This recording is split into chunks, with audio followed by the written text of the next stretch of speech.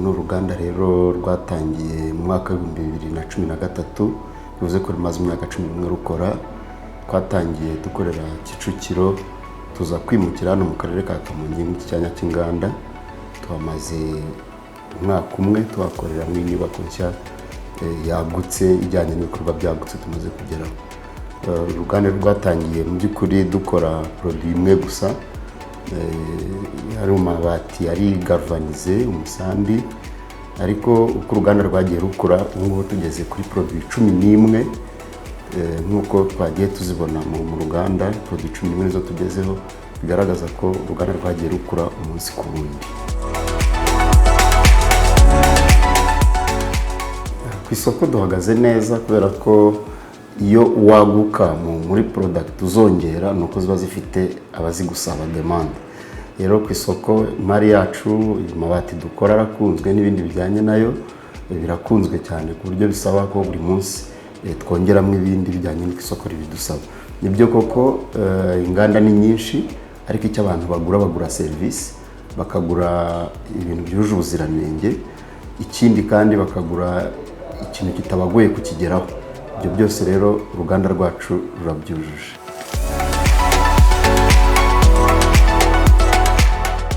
Madras Materials rero yagize uruhare cyane muri secteur y'ubwubatsi hano mu Rwanda, kuko iyo ushinze uruganda cyambere rutanga akazi ku rubyiruko, ku bantu bagiye batandukanye bashobora gutunga imiryango yabo biturutse ku ishoramari. Ikindi kiyongeraho nuko iyo ugira uruhare mu iterambere ry'igihugu, ni ibintu biba bigira umumaro abantu benshi muri rusange, cyane ko ubu ngubu produit abantu batajya kuzishaka hanze y'igihugu. Ubu ngubu ibijyanye n'ubwubatsi, cyane domaine turimo ijyanye no gusakara roofing, abantu basigaye babibonera bugufi, ntabwo bakigombera kujya kure cyane.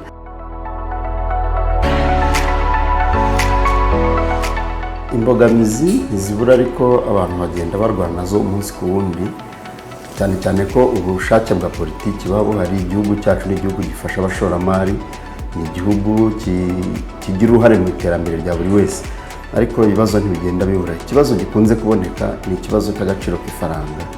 Amadolari azamuka buri munsi, rimwe na rimwe ukaba warangura ugacuruza wibwira ko wunguka, ariko ayo ukuyemo wasubira ku isoko ko tugura mu madolari, ukaba utabasha wenda kongera kurangura nk'ibyo waranguraga.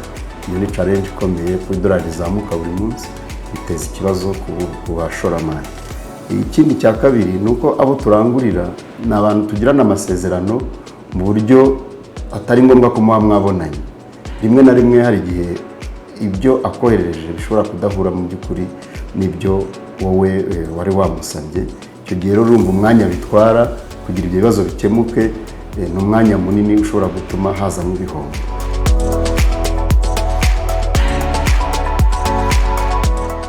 Ibikorerwa mu Rwanda, mu by'ukuri u Rwanda rwashyizeho uburyo bwo kubikurikirana ku buryo abantu bakwiye kubigirira icyizere.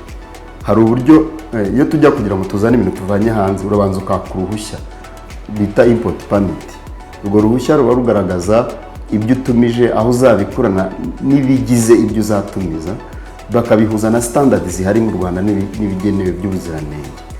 Icyo gihe rero iyo bije n'ubundi barabisuzuma bigeze hano, kugira ngo dutangire kubikora barabanza bakabitestinga, bakabikorera isuzuma, bakajya batanga uburenganzira ngo bikomeze gukorwa.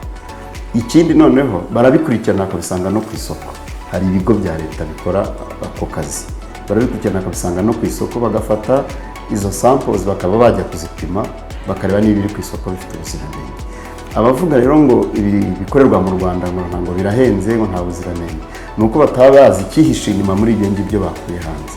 Ariko turabizeza ko kandi dufite ibimenyetso bifatika ko ibikorerwa mu Rwanda mu by'ukuri ari ibintu byiza kandi yewe bimaze no kuruta ibituruka mu mpande z'aho tugiye duturanye no mu bindi bihugu tuturamo.